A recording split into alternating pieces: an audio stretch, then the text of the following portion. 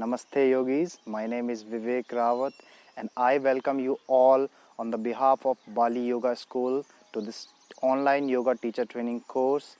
I'm your Ashtanga teacher and we are going to be discussing about the alignment and the structure of the postures. I hope you will enjoy this course. Namaste. Namaste everybody. Welcome to the Ashtanga session. Let's start the session with the opening mantra. Sit comfortably or stand in Samasthiti. Join your both palms together. Focus on your breath.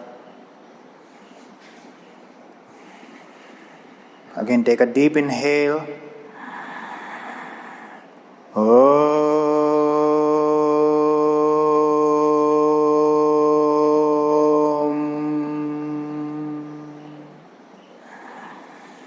Vande Gurunam Charanaravinde Sandarsita Swatma Sukha Babodhe Nisreyase Janglikayamane Samsara Hala Hala Mohshantye Abahu Purushakaram Sankhchakra Siddharinam Sahastrisir Samsvetam Pranimamem Patanjalem.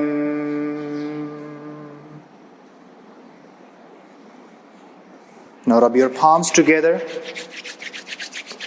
Take your palms gently towards your eyes. Slowly, slowly take your palms down. Gently open your eyes. Now in this video, we are going to have a look over these three postures. So Ekapada Sirsasana, variation A and B. Dvipada Sirsasana, again we have got two variations here. And Yoga Nidrasana. Now in these postures, what we really need here, a deep external hip rotation. And we are going to have a look firstly how to demonstrate it, and then we are going to clear the things precisely. So let's begin here. So after following the half vinyasa, when you are going to be in downward facing dog, now from here you can just drop your knees down or you can just step forward in Dandasana and you can just prepare here. You can take your time. So one by one you can always go with the right side first, since in Ashtanga we always work on the right side first. So you can bend your right knee, you can take your knee out, and then you can just slowly take your leg behind your head with a deep external rotation of the hip here, and you can join your palms together, keeping your core muscles strongly engaged is the key factor here. Now without holding here, you are going to exhale and you are going to just bend forward and you are going to grab the left foot. You have to keep your left leg engaged here as well. There will be a slight flexion on your spine, that is okay, but that should happen with a strong engagement of your core muscles that will protect your spine here. So you're going to hold this for 5 breaths. After spending 5 breaths here, as you inhale again, come all the way up, and very slowly you can just take your leg out, away. So while doing this, while taking your leg back or while releasing it, you have to be very, very careful since it can injure you. So from here you can again cross your legs, crossing your shins, and you can jump or step back into Chaturanga Dandasana to follow the half vinyasa to provide a nice structure and a neutral structure to your spine again. As you exhale, downward facing dog. From downward facing dog again, as you inhale, jump or step through. And Dandasana once again. Now after changing the side, the same thing, same applications you need to apply, fundamentals you need to apply here. So bending your left knee, adjusting the leg behind the head.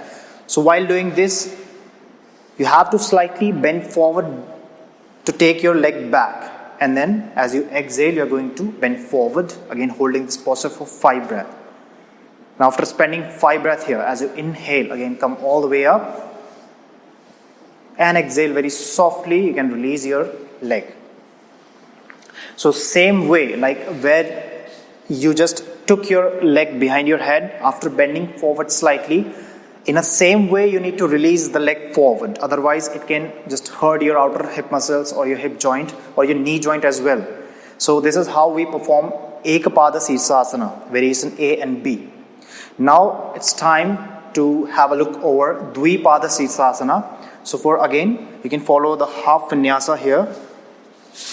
So Chaturanga, upward dog and downward dog, coordinating it with the breath. Now as you inhale again, you can jump through and sit in Dandasana. Now from here, it is time to work on your both hip joint at the same time. So now here you can again work with the one by one, like working with the one leg first. So bending the right knee, taking the right foot, right heel and taking it behind the head. Now this time again working with the left leg as well. So bending the left knee and taking it behind the head again. So this way you can just adapt this posture. Now you can join your palms together and you can stay here for 5 breaths once again. So in this posture you can again look at your tip of the nose or at your third eye point and keeping your core muscles strongly engaged. After spending 5 breaths here, press the palms down, release the palms firstly, press the palm down, engage your core, engage your glutes muscles and try to lift yourself up with a strong inhalation. For 5 breaths you can spend here, and after spending 5 breaths here again, as you exhale, softly drop your hips down on the mat once again, and one by one you can release your leg and you can again come into Dandasana. Now you can follow again half vinyasa after this. So in this one, since you might have seen it if you have paid attention here, it is a deep external rotation of the hips and you're working on both hips together. So as you inhale again, you're going to land into Dandasana. Now here, after performing Dvipada Sirsasana, we are going to perform now Yoga Nidrasana. So in this one also we are going to apply the same fundamentals which we were applying in the previous 2 postures, but this time we are going to lie down first on our back. So dropping the back down on the mat very gently, and then from here you can just take your leg, you can bend your knees or you can just flex your hip joint and you can just one by one adjust your leg behind your head. So again, this is your hip joint, this is not about your knee joint. So here you can just cross your fingers, or if you can grab your wrist or you can grab a strap here, you can just go with that and you can stay here with this again strong engagement of the core. Your lower back will be lifting from the mat. So in this way you can just spend here 5 breaths. You can just keep Urdhva Drishti, or again you can just look at your tip of the nose. Again, after spending 5 breaths here, you need to apply the concept of Ujjayi breath in all these postures. After spending 5 breaths here, you can just free your both arms. So separate your grip and you can just release your leg and you can follow the Chakra Vinyasa or Chakrasana, rolling back, flipping back.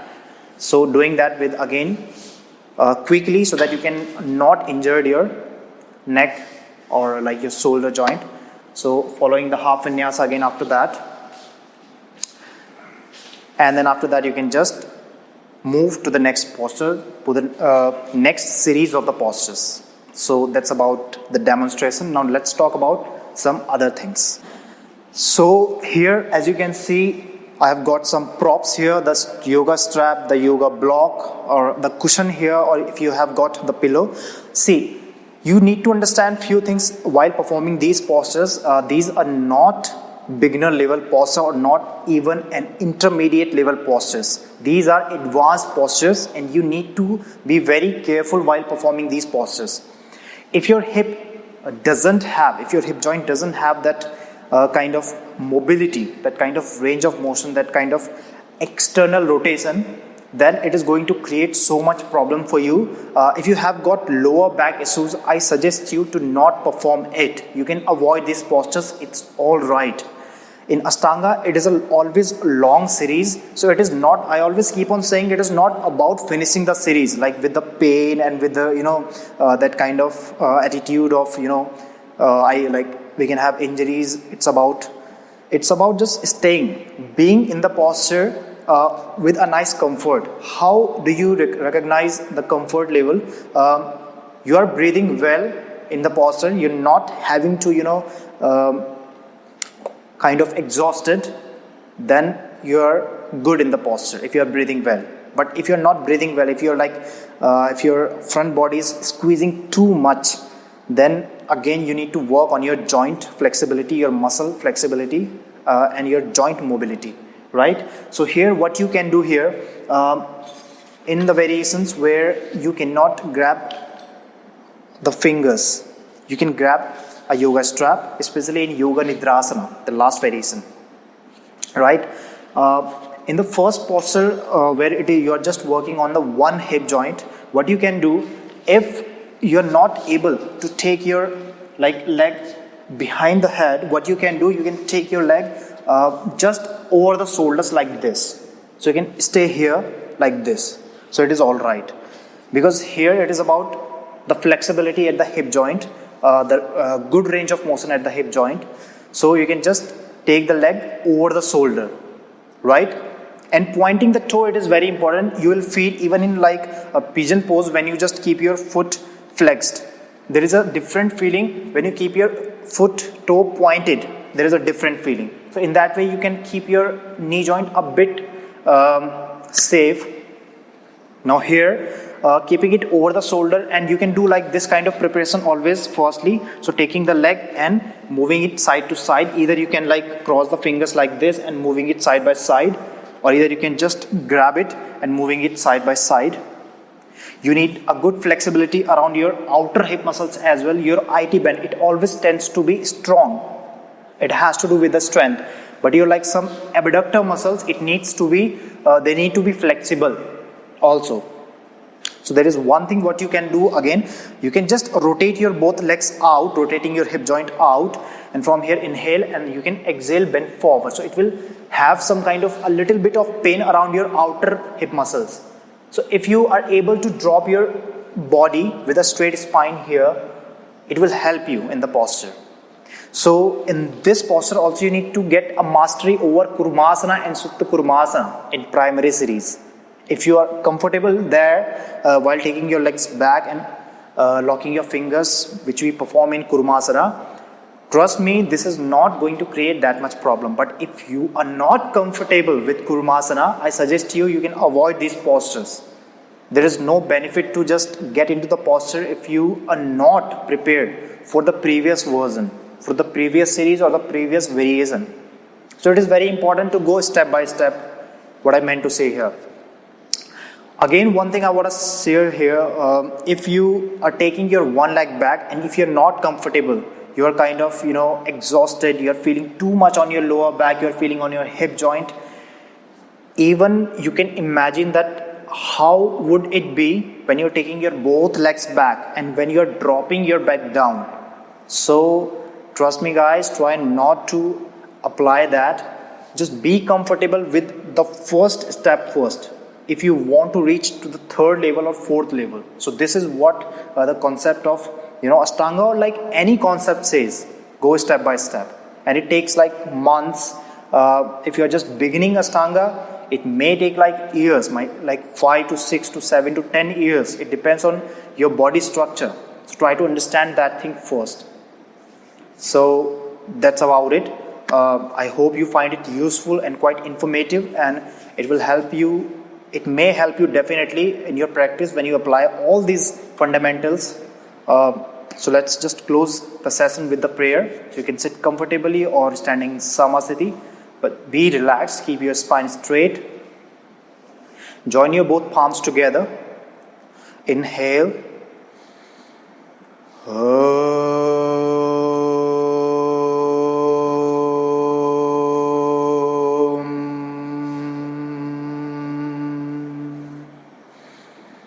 Swaste prajabhyah paripalayantam nyayena margena mahim mahimsa go brahmanebhyah shubhamastu nityam loka samasta sukhino bhavantu.